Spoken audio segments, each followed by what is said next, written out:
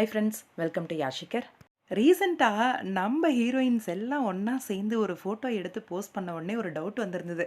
அடடா, மெட்டிஒலியோட ஷூட்டிங் வந்து ஸ்டார்ட் ஆக போகுது போல இருக்கே, எல்லாருமே ஒன்றா சேர்ந்து மீட் பண்ணியிருக்காங்க, எல்லாரோட டேட்ஸும் வாங்கியிருப்பாங்க, பேசியிருப்பாங்க எல்லாத்த பற்றியும் அப்படின்ற மாதிரி தோணுச்சு. அதுக்கேற்ற மாதிரியே அப்டேட்டுமே வந்திருக்கு.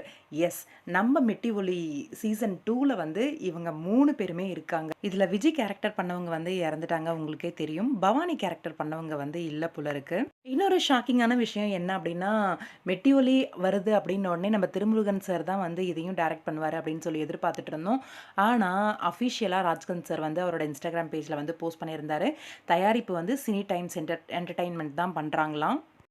சித்திக் சார் தான் பண்ண போகிறாரு. ஆல்ரெடி மெட்டி ஒலி சீசன் 1 பண்ணியிருந்தார் இல்லையா, அவங்களே தான் இதையும் ப்ரொடியூஸ் பண்ண போகிறாங்க.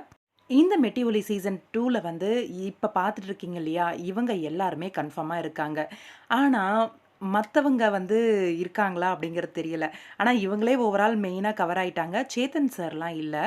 நம்மளோட சரோவா நடித்தவங்க இருக்காங்க, செல்வமா நடித்தவங்க இருக்காங்க, போஸ் இருக்காரு, அதே மாதிரி ராஜம்மா ரொம்பவே பயங்கரமான ஒரு வில்லியா மாமியாராக பண்ணியிருந்தாங்க.